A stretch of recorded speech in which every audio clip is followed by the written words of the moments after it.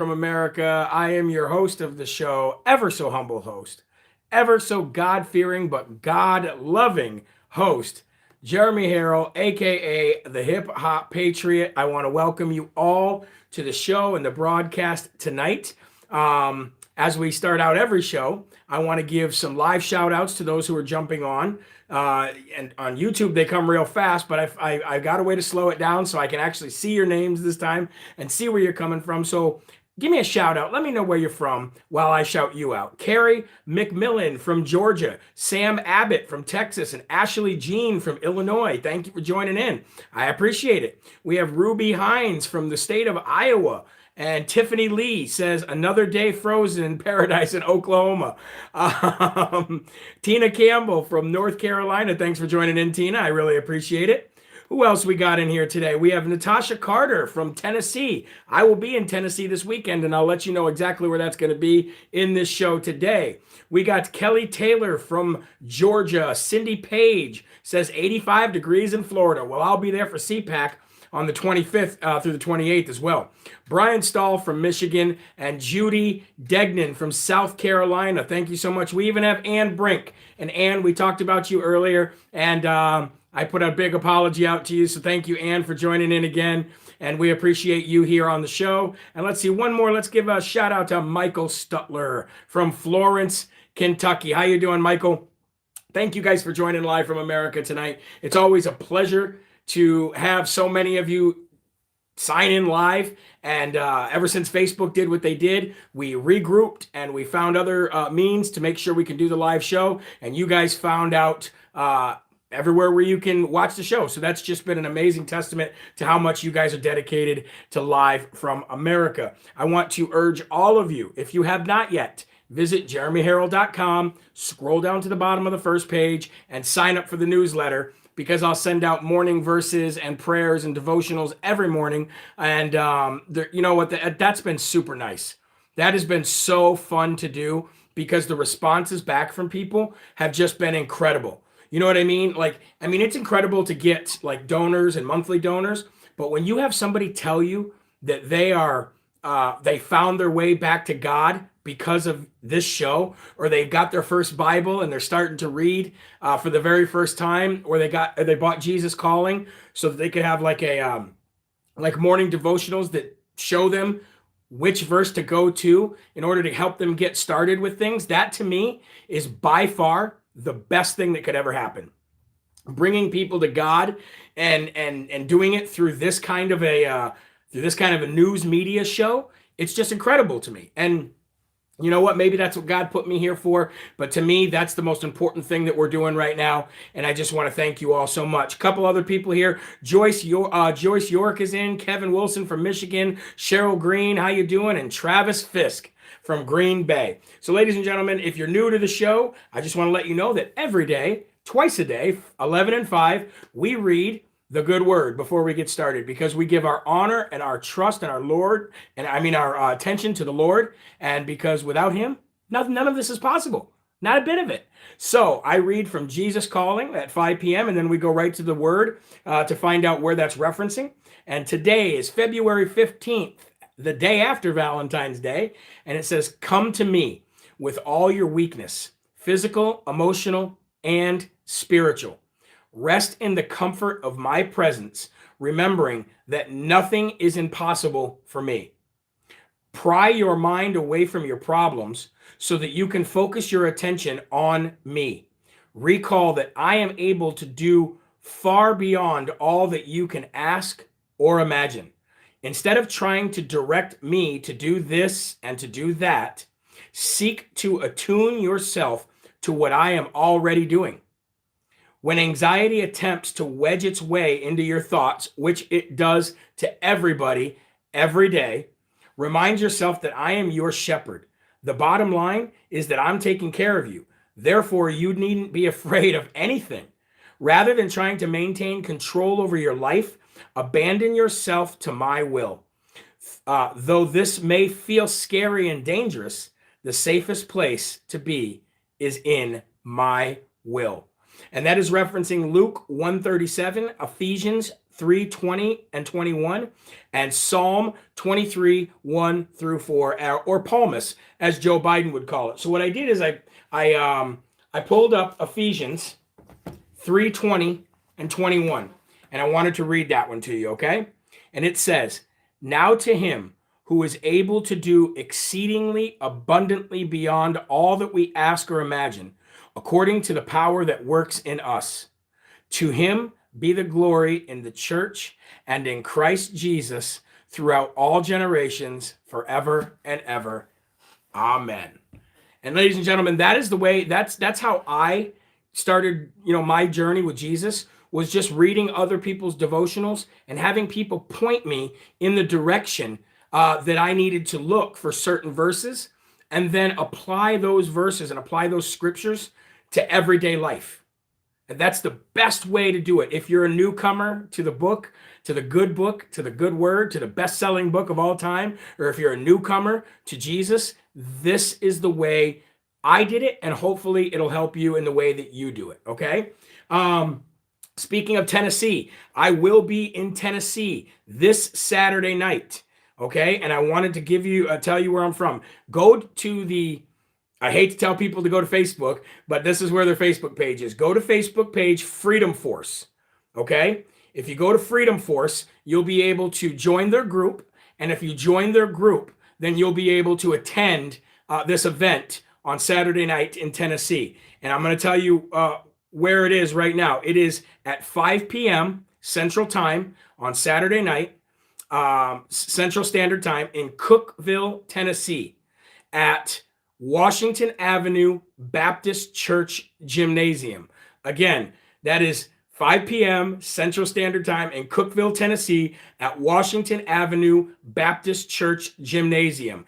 And a lot of people will say, don't give out where you're going to be. Well, don't worry. We're going to have security there. We're going to have plenty of patriots there, making sure, ladies and gentlemen, that nothing happens to any of you or myself or anything. But I will be speaking there. I don't know what the weather is going to be like. I know that the South is experiencing what we experience in the North all the time, and they're shutting down left and right. And I just want to give my thoughts and my prayers to people in Texas and other places who are having some troubles right now and who are dealing with things that they're not used to.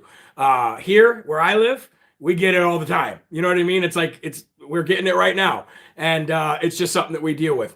But I hope that you guys in Tennessee will be able to make it there, because I really, really, really would love to meet each and every one of you who are in that area. And I'll be speaking there that night as the headline speaker for this event. So I just wanted to get that out there for you guys. And now, ladies and gentlemen, let's get to the news.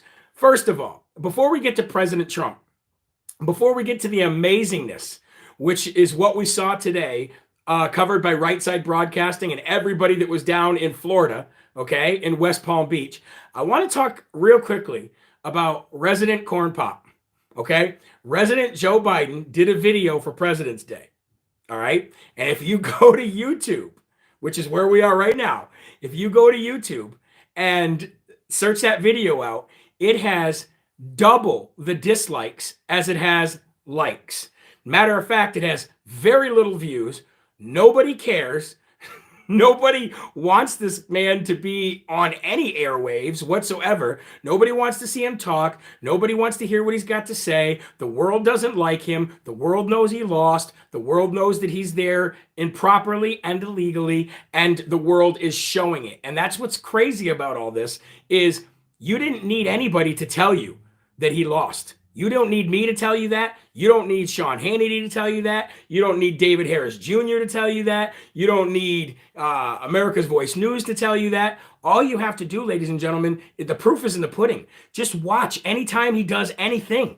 Nobody cares. Nobody showed up to his inauguration, and he'll say that, well, that was because of COVID. No, it wasn't. Because if President Trump was to have his inauguration, it would have been packed with millions of people. So don't give us that line either. It's because nobody likes you. You can't run the COVID line anymore. You can't, and that's another reason that I think COVID is continuous, is being prolonged, and all of the stuff that surrounds COVID is being prolonged, because they know that the administration and basically the head of the government right now in all three branches should not be there. So they want anything they can to try to get your mind off of that. But all you got to do is go watch the video, ladies and gentlemen. All you got to do is go watch the video.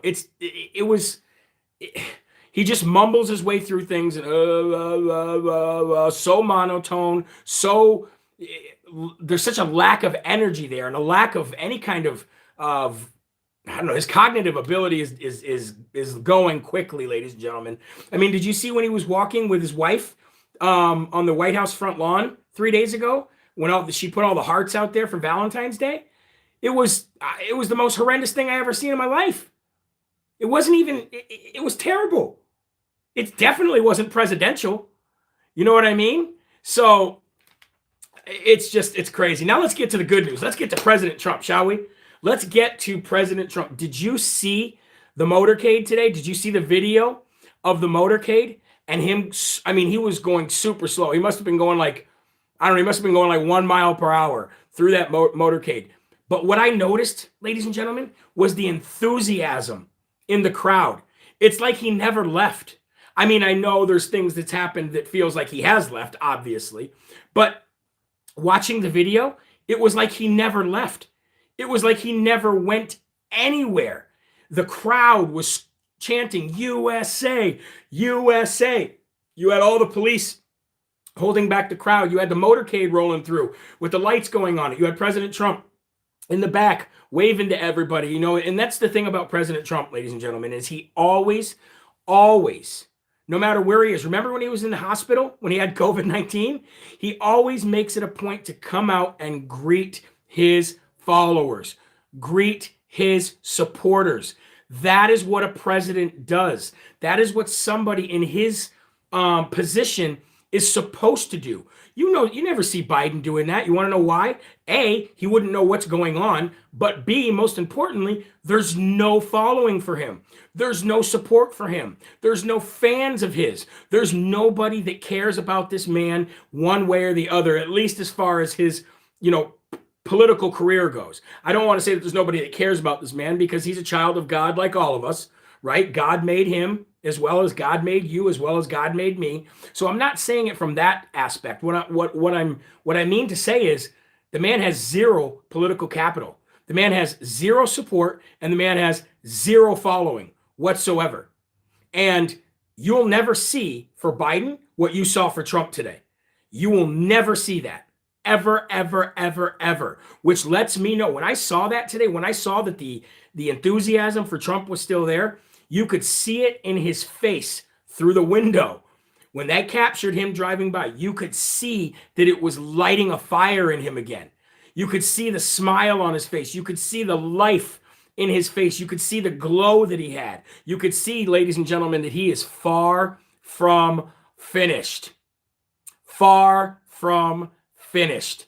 And it was just such an incredible thing to see again. It's almost like he's been gone for so long. We haven't seen any kind of enthusiasm or energy like that since he left. And if you have not seen it, I urge you to go to Right Side Broadcasting's YouTube page, their Facebook page, their Instagram page, their website. They've got the video plastered everywhere, but people were, and it was people of all walks, all races, all shapes, all sizes, just like every Trump rally that you or me or myself has ever been to. It was incredible to watch again, and I got that feeling again that you get when you go to a Trump rally. And if you guys have never been to a Trump rally, let me just tell you right now, it's the most exhilarating experience you'll ever be a part of.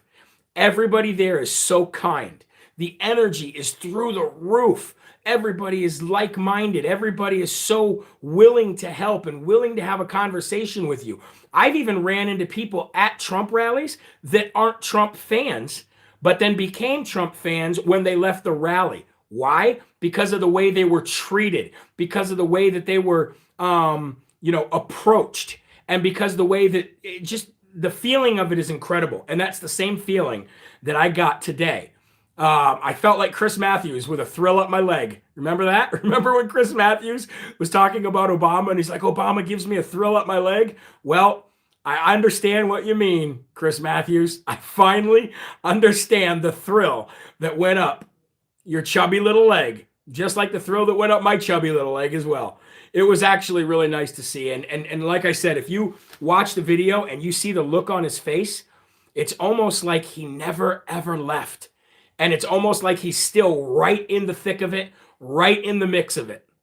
You know what I mean? So I definitely urge you guys to go check that video out because it does speak volumes for him and for everything that we're going through. Also, if you guys could do me a favor, copy the link and just shoot over to your Facebook page real quick, especially if you're on your phone, and just post a link to this video, this live video right now on your Facebook page, on your Instagram, whatever it is, on your Telegram, so that we can let people know where we are. Now, I did start, I'm not going to be doing anything on Facebook, by the way, anymore, but I did start another Facebook page for Live from America, and the only reason I did that was that there's still tens of thousands of people that do not know where to find me. After a couple weeks now, they still don't know where to find me. So I did start another page over there. It's LFA with Jeremy Herrell, Live from America with Jeremy Herrell, just LFA. And that's so that we could reach out to people to let them know where we are. Okay, so just know if you come across that, then that's me and that's what I'm doing over there. All right, ladies and gentlemen, House GOP members are looking, basically, ladies and gentlemen, I think they're looking for a way to impeach Nancy Pelosi because they wrote her a letter today. And I'm going to read through that letter.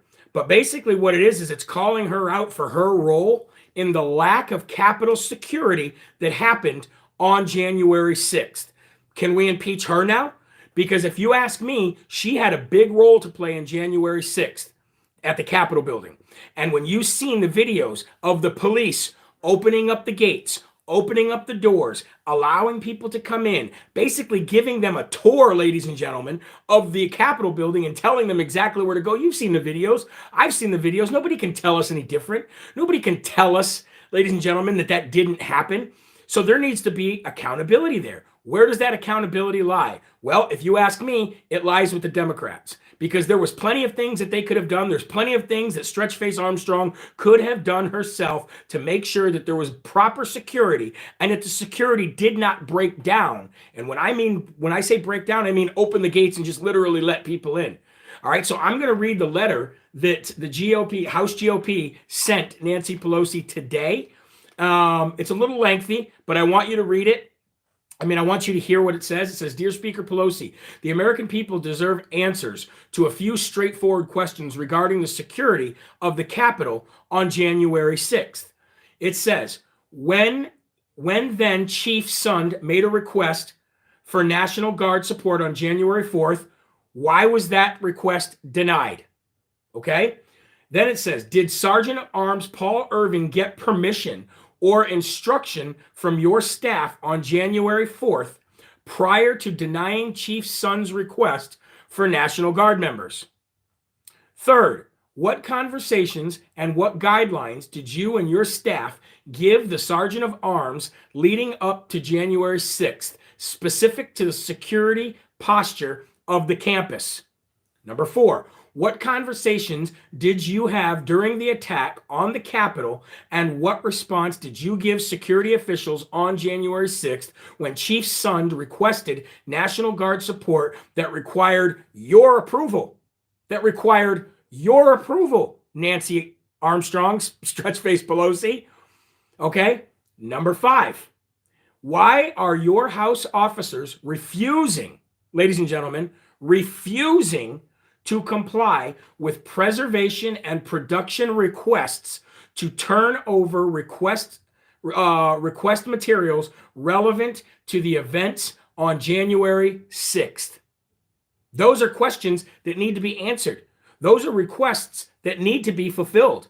These are logical requests, logical questions, warranted, and they need answers, and they need answers right now, because you and your merry band of dummies, swamp donkeys, they are responsible for this, as well as Facebook, not Parler, ladies and gentlemen. Facebook is responsible for this mess. Nancy Pelosi is responsible for this mess. And we know, because of the impeachment hoax trial that we just had, that this was a pre-planned event long before January 6th. And it was spread mostly on Facebook by anti-Trumpers, never Trumpers. You know as well as I do, there was CNN reporters who broke into that Capitol. There was CNN photographers who broke into that Capitol. This was planned way before, and it had nothing to do with Parler. It had everything to do with the Swamp Donkey Democrats and Facebook and Twitter. Those are the three people that are complicit in insurrection. Those are the three people that we need to be questioning, and those are the people that need to be impeached. I'm going to move on with this letter. 5 weeks have passed since January 6th attack on the Capitol building, and many important questions about your responsibility for the security of the Capitol remain unanswered. As you are aware, the Speaker of the House is not only the leader of the majority party, but also has enormous institutional responsibilities. The Speaker is responsible for all operational decisions made within the House. I'll repeat that. The Speaker is responsible for all operational decisions made within the House. We have observed for 2 years this very heavy-handed and tightly controlled approach to House operations that has been exerted by yourself, your staff, and an army of appointed House officials. In the wake of the attack, there were so many calls from members on both sides of the House to conduct a full bipartisan review. Republicans have introduced a bill to establish a structure for this review, identify failures, and ensure the Capitol is never violently breached again. Instead of working together, you decided unilaterally to fire then Sergeant at Arms Paul Irving, demand the resignation of then Chief of the Capitol Police Steve Sund, and appointed retired General Russell to lead a security review. These decisions were made in a partisan manner without any consultation of House Republicans, and therefore raised questions about the political motivations of your decisions. Now, there's an entire second page that I'm not going to read right now, but ladies and gentlemen, we know where the blame lies. We know what happened. We know who's responsible, and we know who needs to be impeached next. Unfortunately, nothing will really happen until we retake that branch of government in 2022.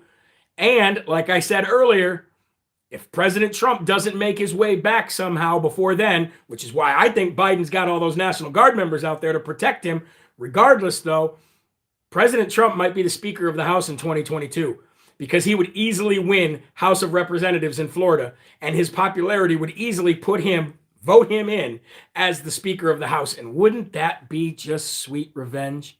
Wouldn't that just be a wonderful sequel to this movie, which we seem to be in the middle of right now, which is the bad part of the movie?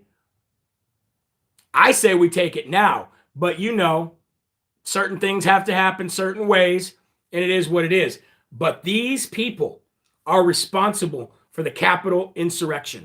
These people are responsible for the pre-planning of the event, and they worked with Facebook and they worked with Twitter to make it happen, to make it a reality. And we need to point the finger where the finger needs to be pointed. Somebody just said he is president. I agree 100%. He already is president. You can tell that by the motorcade and the celebration today. Ladies and gentlemen, the people are the ones that elect the president. The people are the ones that put people in that position. And the people clearly do not want and did not vote for Resident Corn Pop and his hairy legs. They did not vote for that. They voted for the man that they were sidelined screaming USA, USA, USA today in West Palm Beach, Florida. That's who we voted for. Somebody said no more news from Arizona. Actually, yeah, there is news from Arizona. They voted to basically arrest the Board of Supervisors there, and we missed the vote by one vote because a single-souled GOP member decided to scoot over and vote with the Democrats. So we missed that opportunity, and they are no longer going to be arrested, at least not right now. And they're still in violation of the subpoena, and they're still not handing over the evidence, the ballots, or anything. So how this continues to happen is beyond me, but we'll talk about that on tomorrow's show. I'll make it a point to talk about that on tomorrow's show. All right, moving on. The Lincoln Project. We already know what the Lincoln Project is, right? The Lincoln Project was an organization funded and completely founded by never-Trumpers, anti-Trumpers, Trump haters, and pedophiles. That's what the Lincoln Project really is. There's no need for me to tell you exactly what the Lincoln Project is or exactly what they do, because we know exactly what they do. We know that already. They reach out to small boys, and they're pedophiles, and they're anti-Trumpers, and they hate America, and they hate the Constitution, they hate the Bill of Rights, they hate your gun rights, they hate Trump. That's what they really are.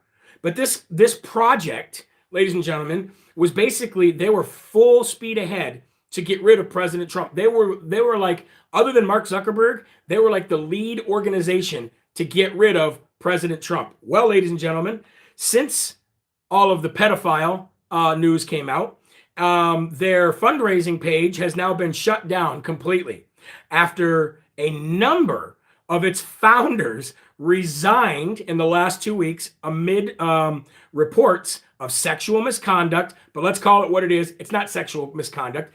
It's pedophilia. It's pedophilia. They resigned because they like to sleep with little boys. Period. You don't need to spin it. There's no need to tell you any other thing other than that. That's why they resigned, because they are dirtbag pedophiles who should be sitting in prison getting what they deserve. That is what the Lincoln Project is full of. But now, because of the sexual misconduct and misappropriation of funds, that means pocketing the money and doing things with it other than what it was given for. So their fundraising opportunities, page, and efforts have been completely shut down, and pretty soon the Lincoln Project will be no more. And that's karma, ladies and gentlemen, just like you're seeing in the Democrat Party, just like you're seeing in President Biden's administration. Karma is coming back to bite them quickly, and the world is starting to see exactly what's going on. And like I said earlier, since President Trump has been kind of in a sabbatical right now, there's nobody for them to bully day by day. There's nobody for them to bully every time President Trump tweets or something like that. There's nobody for them to pick on. So what do? They start turning on each other. They start eating each other, and then the truth really starts coming out. And that, ladies and gentlemen, is the silver lining in all of this. That's the silver lining in all of this. Okay? Somebody just said Cuomo in capital letters. Well, it was Lisa Winfrey said Cuomo in capital letters. That's funny, because my next topic is Cuomo. It's called Cuomo is Scared. Cuomo decided to come out from his murderous rock today and resurface with a news conference, a press conference. Now, remember last year, every time that Cuomo would come out and do a press conference, the left just gushed all over him. They just were like, ooh, ah, ooh, ah. I even had liberals that I know that would just post, Cuomo, next president of the United States. Oh, he's just so amazing. And then they give him an Emmy. They give him an Emmy for his daytime press conferences, which blew my mind anyway. I was like, what? Anyway, he came out today and he's pointing fingers, ladies and gentlemen. That's right. He doesn't want the world to know that he murdered people's grandmas and grandpas. He doesn't want the world to know that he purposely lied to the public about the number of COVID deaths that were basically blood on his hands. So he came out today and he's pointing fingers. And you know whose fault it is now? It's not his fault, ladies and gentlemen. Nope. It's not any of his administration's fault, any of DHS's fault. Nope. It's nobody's fault but the staff. The staff, ladies and gentlemen. Not the DOH, not Cuomo, not his administration, not the people that were connected to him. Nope. Nobody's fault. It was the staff's fault. Yeah, the staff of the nursing homes. That's whose fault it was. And you want to know how he spun this? He spun it to say that it wasn't the people that were coming from the hospitals that had COVID.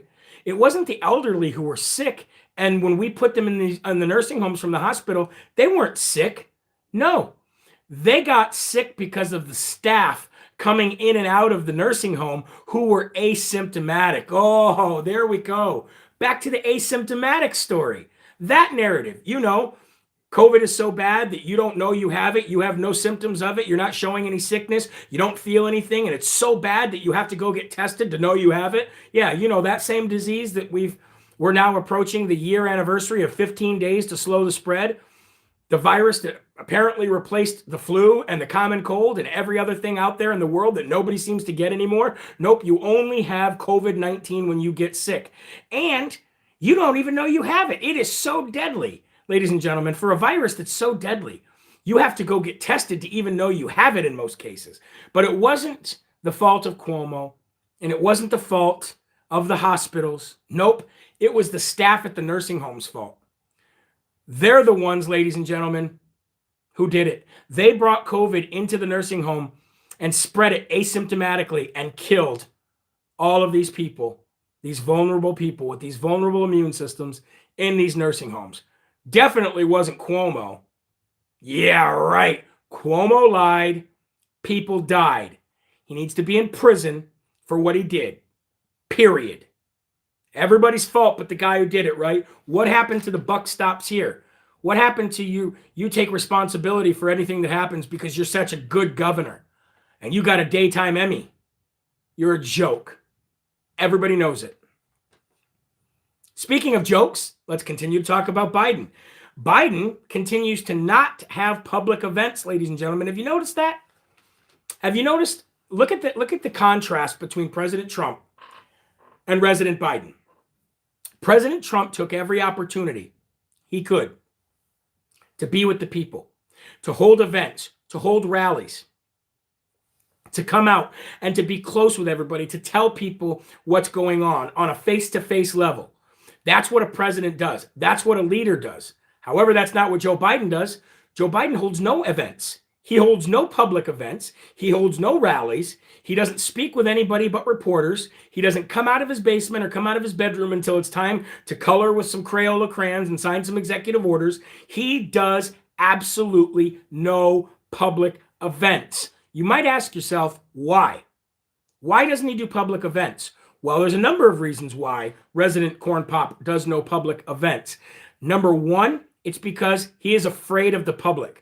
That is exactly why the National Guard are in D.C., and that's exactly why he is asking to keep them throughout the rest of the year. He wants the National Guard in Washington, D.C. throughout 2021, all the way until the end of the year. I reported that earlier on 11 o'clock show, okay? He's afraid of the people. He's afraid of the people that did not elect him. He doesn't know what to say to them, and he's scared. That's number one. Number two, he and his puppeteers and the people who run him and his sick, demented wife for even doing this to her husband. I feel so... There's a part of me that feels bad for Biden. There really is. Even though he's done all the evil things that he's done in the world, and as much as I make fun of him here on Live from America, I don't really mean to judge him. And there's a part of me that feels bad that one human being, i.e. his wife, doctor, is literally putting him in this position day in and day out. So the second reason is because they know that his cognitive ability is pretty much at an all-time low. They do not trust him to speak with the public. Why do you think when he does come out and gives a quick speech and mumbles through it at the podium that he... Oh no, did you see that? The painting just fell behind me. Well, at least that one didn't. So we'll put that back up after the show.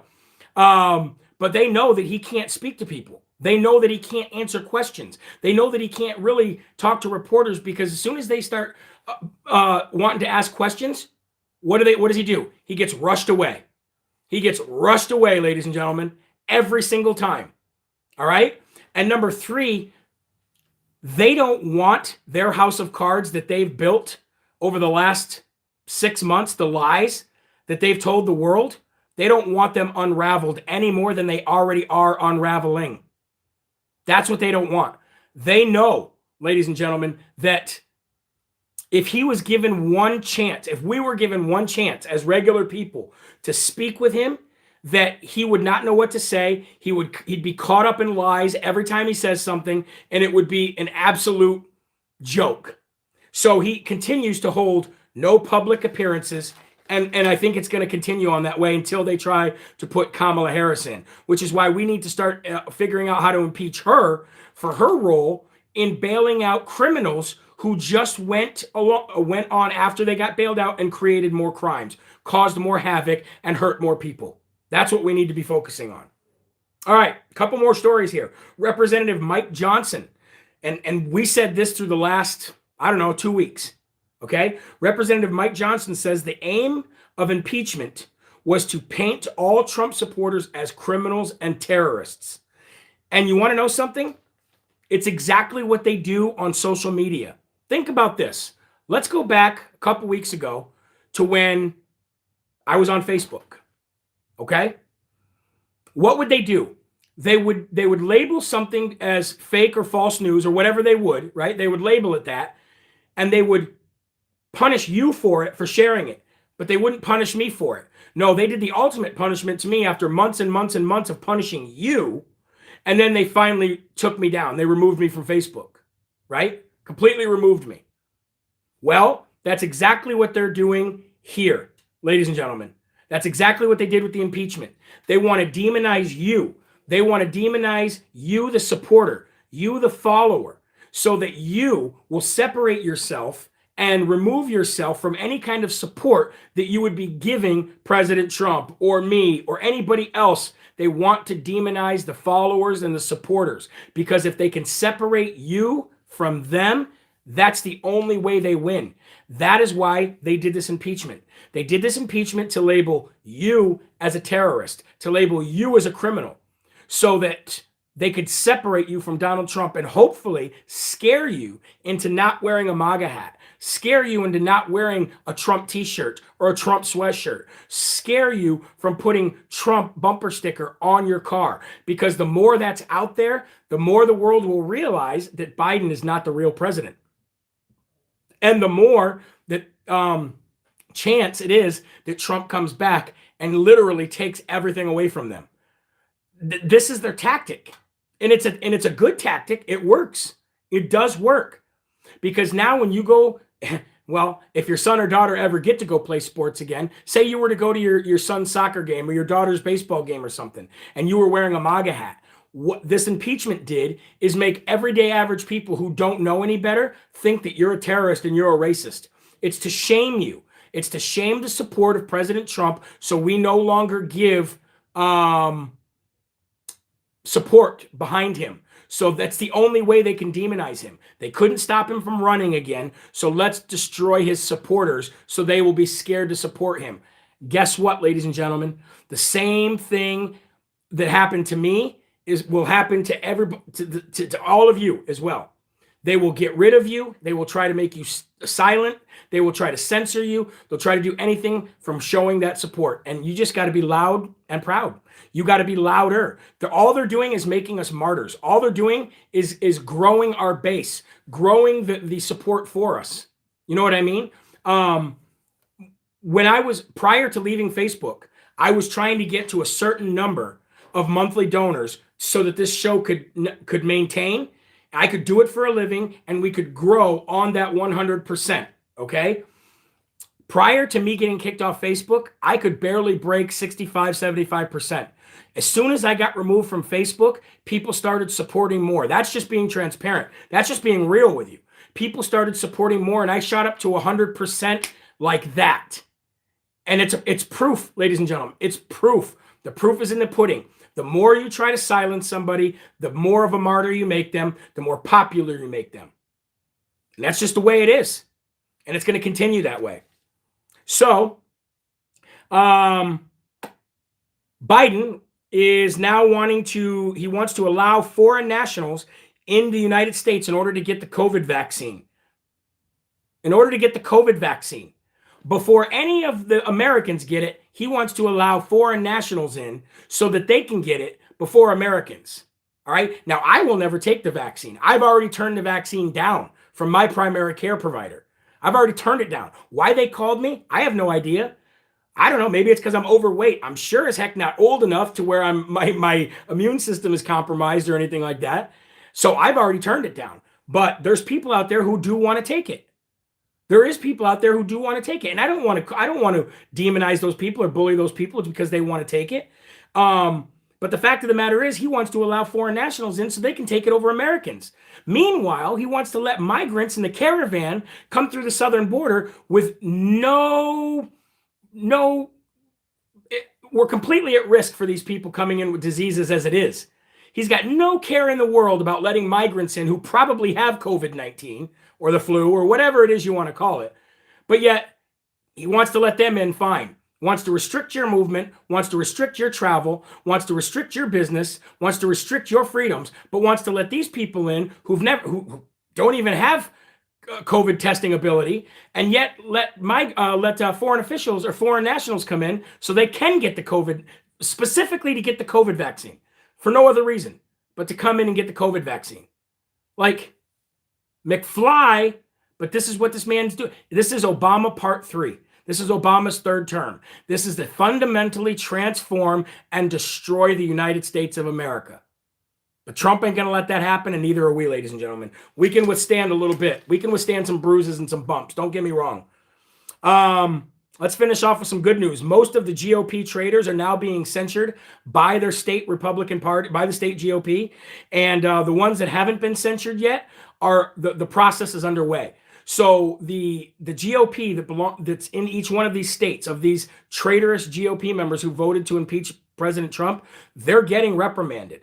Now, we know that censoring isn't really anything but a slap on the hand, but what it does, it's the stage before not giving you any kind of platform ever again to run, not backing you as a Republican, not getting you any of the donations, any of the campaign donations, not working with you on the campaign trail, basically cutting off your political life. And that's the good thing about state censoring. And that's what's happening to each one of these. Each one of them has been, and now, ladies and gentlemen, Senator Jeff Flake, who's the biggest anti-Trumper in the world, he is now working with the Biden administration in talks of him becoming an ambassador to the administration. Jeff Flake, ladies and gentlemen, supposedly a GOP member, but really just a rhino swamp donkey in sheep's clothing. He wants to work with the Biden administration, and the Biden administration is talking with him about him becoming an ambassador to that administration.